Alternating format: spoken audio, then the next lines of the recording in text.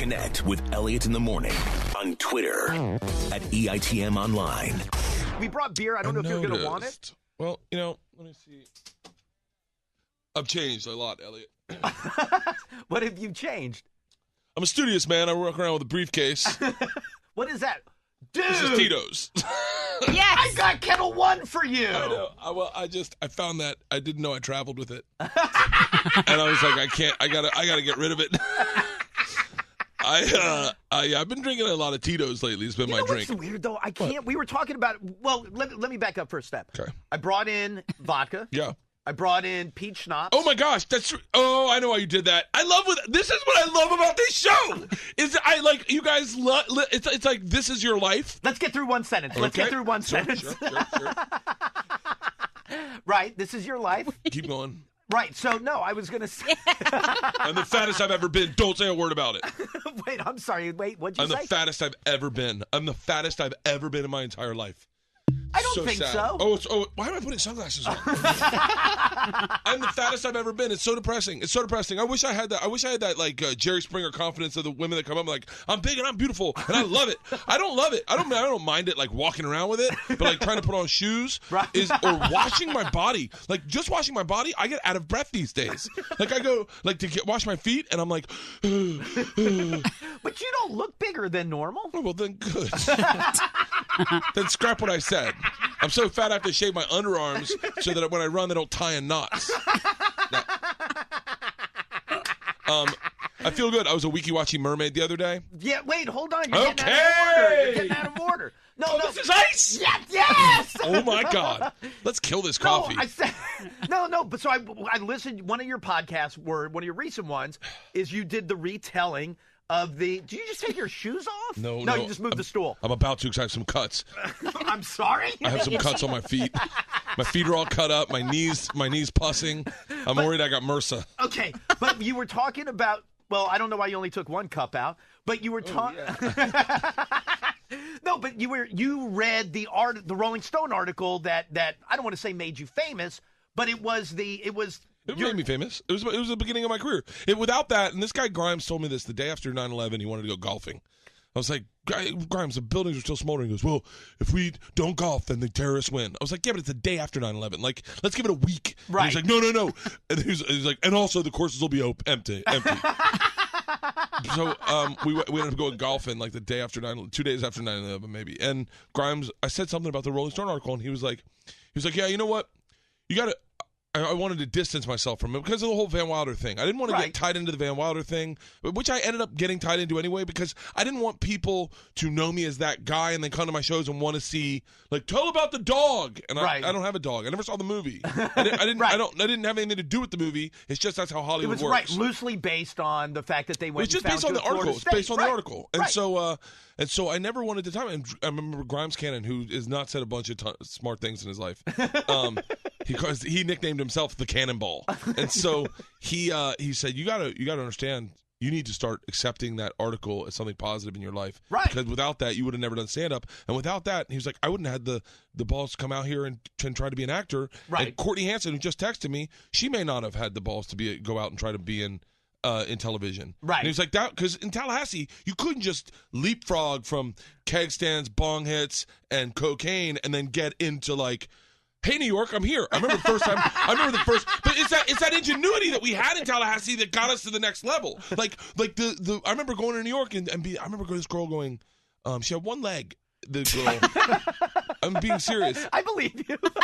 And my buddy ended up marrying her. I think. No kidding. I swear to God. I'd say his name and we could Google it, but I think that's probably bad. But I remember her calling us state school trash.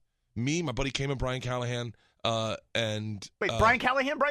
No, different. Okay, go ahead. What fantasy football league are you in? That's only how you know him. But I remember her calling us state school trash, and like the best is we got into the elevator and we were so because they were all Princeton and that's New York. New York's all Princeton and like Harvard and Duke was like lowbrow for them. Right. And I remember we got in the elevator. My buddy came and goes, "State school trash. We didn't even talk about her leg." I was like, you don't know the level of state school trash we are. We were in our dress clothes on at this party. And then after that day, I started going, yeah, you know what? That article was a good thing. And so, yes. And this is the other thing that's going crazy in my head. And then I'm not saying like, I'm just trying to edit myself. Okay. I'm trying to edit myself because I don't want to say anything bad about Friends. But and there's nothing bad about Friends. But like the TV show? No. My brain is fine. I need a drink to slow it down. And so I had too much coffee already, and I've only had to have a sip. I remember saying to Rogan one time, I go, how do you know that article really happened? Have you read it? And he was like, no. I said, but this is like the weird thing about this world these days. I go, how do you know that that's real? How do you know that I'm not lying to you? I was really in doing his podcast, if you know what I mean. And so I was like, how do you know that I'm not lying? And he goes, I just trust you. And I was like, yeah, but that's so crazy. Like, someone could just come in and tell you a crazy story, and then everyone will believe them, but there's no checking it out. Right. And I was like, I don't even know if I have a copy of that article. I know my mom does, but I didn't know if I could find it online. And then I started thinking, I wonder how many people think I'm lying about, because I have big stories, and I was wondering, like, all my stories, like, they all check out. They're all real. I can find... And then I was like, you know what? I was like, I'm going to read this Rolling Stone article on my podcast because I bet no one's ever read it. I've never heard it. So I read it on my podcast. I'm a horrible reader. Yes. I'm worse than my daughter, Isla. Isla's dyslexic. And when you read with her, she just stares at the word, then looks at you, and she's like, pterodactyl? And you're like, no, it's the Isla. You sure? Isla, what math problem starts off with pterodactyl? And so I read it out loud. I read it, and that was the other thing. My audiobook outsold my book by like 16-fold. Right. And so it was because my audiobook is me reading it, and I lose my mind. And the guy in the booth was so bored because I couldn't read sentences that he just started editing it and keeping it all in. So he left like me tearing up pages that I get mad at.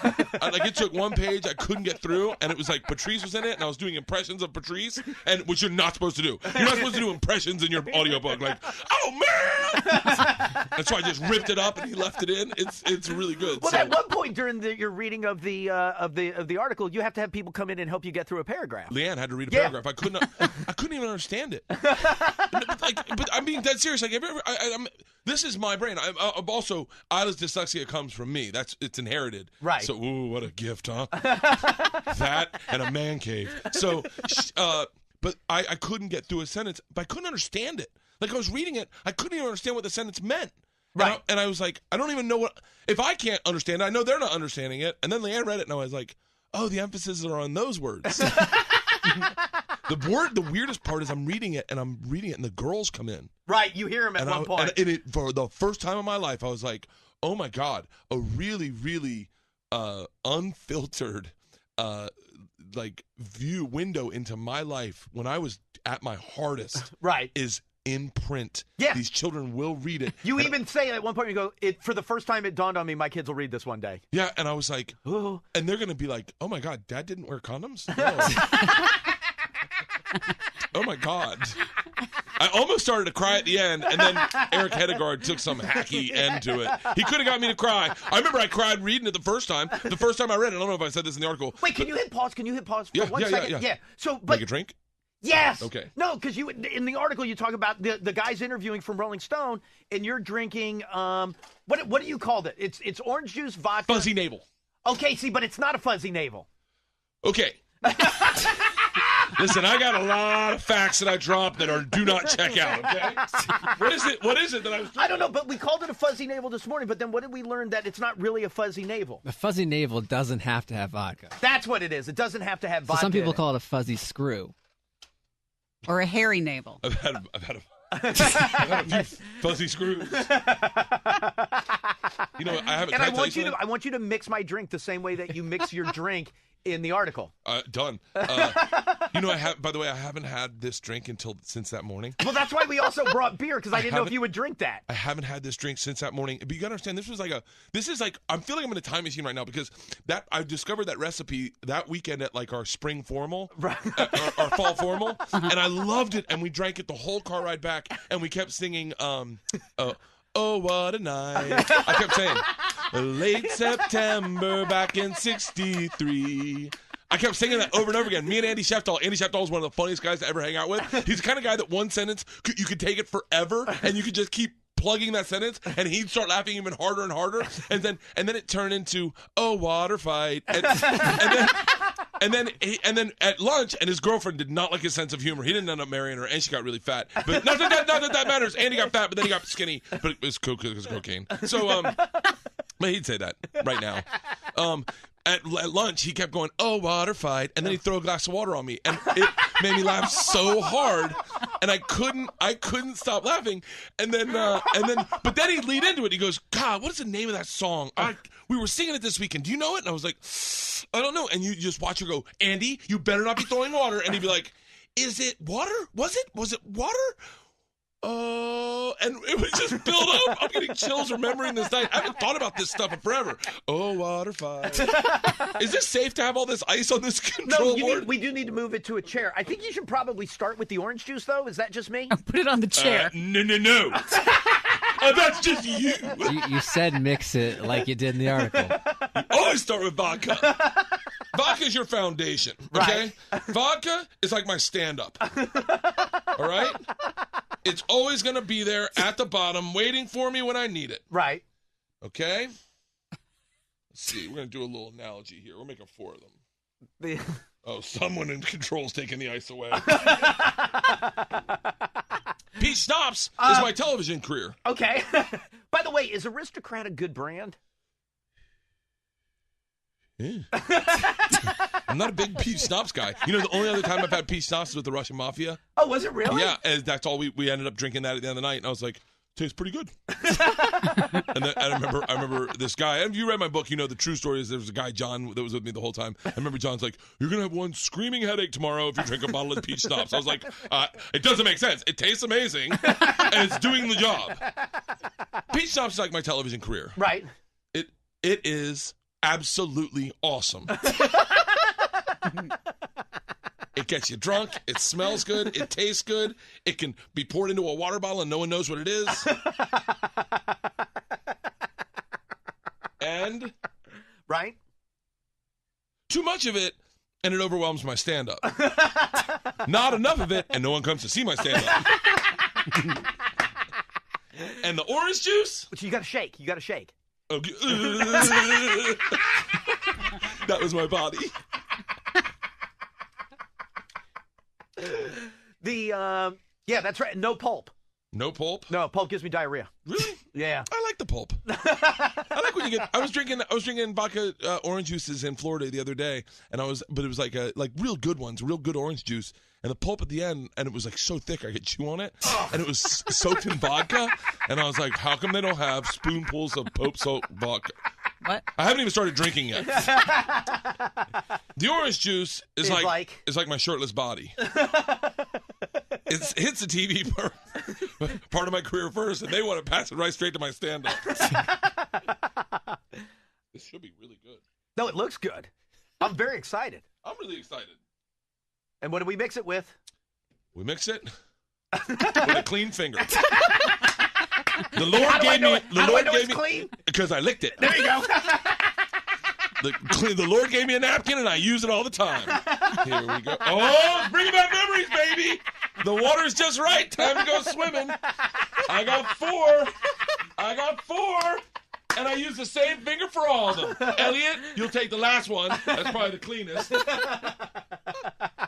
Diane, I know how you are about germs. Thank you. Titans. You get the first lick finger. Thank you. This is so dangerous, me handing that over the board. No, you made it. You're fine. I know, but I didn't see that happening.